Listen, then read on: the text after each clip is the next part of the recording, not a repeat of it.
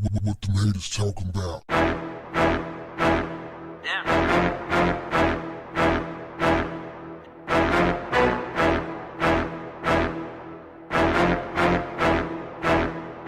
What's up, family? This week, leaked FBI documents obtained by the Young Turks revealed that black identity extremists are now among the agency's top counterterrorism priorities for this administration. The 2018 through 19 threat guidance documents describe black identity extremists as those who use force or violence in violation of criminal law in response to perceived racism and injustice in American society. Perceived racism and injustice in American society ain't nothing perceived. It's a reality. Talking about perceived racism and injustice. Ain't nothing about racism and injustice in America is perceived. It is a fact. Now, what's even more alarming is that within this same document, they state that white nationalism and white extremists will decline over the next few years. Tell that to the family members who lost loved ones this past weekend. Wow. The hits just keep coming, man. Talk about denial. And still trying to sell that lie to the American people and the rest of the world. The trip part about it is that I know some people will believe it because you got people out there that will sell their home and give up all their riches and turn their children over to people who profess to be some type of spiritual leader. So if people are willing to do stuff like that, then you know it's pretty easy to fool them into thinking that, oh, we got some spooky, scary black identity extremists out there that's trying to take over America. They're trying to separate and have their own little world.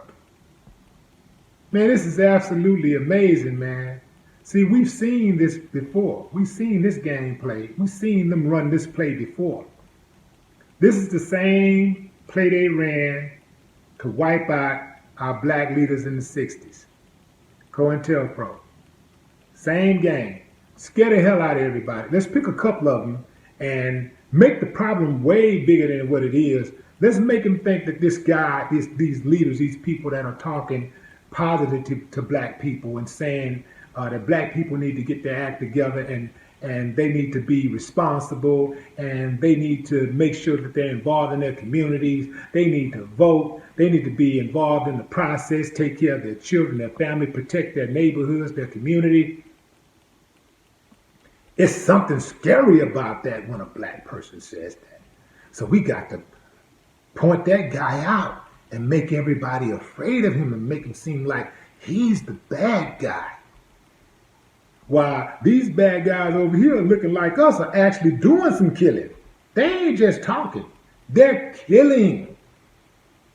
What's more dangerous? The person that's talking about killing or the person that's killing?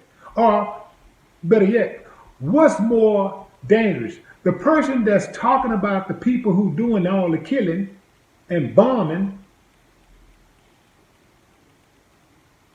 or the person that's actually killing and bombing? Tell me.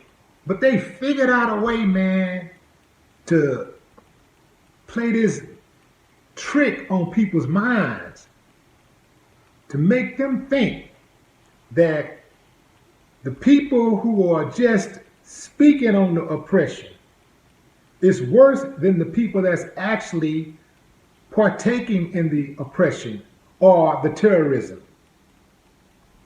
Man. Boy, it's a cold game. It's a cold game, and they continue to run that play. Still trying to run that same old play. But I'm glad that some of the lawmakers and some of the community activists and just people in general see it for what it's worth. not just community activists and politicians, but a lot of the writers out there, journalists, see it for what it is, and they're calling it out. And I appreciate y'all out there that do that. But man, it's a cold game, man. Black identity extremist. Question. Who killed all the people over in El Paso? Was that a black identity extremist? No. Who shook up the country in Dayton, Ohio? Oh. Man. Boy, America, man. America got a long way to go. It's like America don't even care how it's perceived. They don't even care if they leave the country in a bad place for their children. They don't care. Ultimate selfishness. Man, it's a cold game. I'm utterly disgusted. You should be too. No more talk. What the haters talking about? Yeah.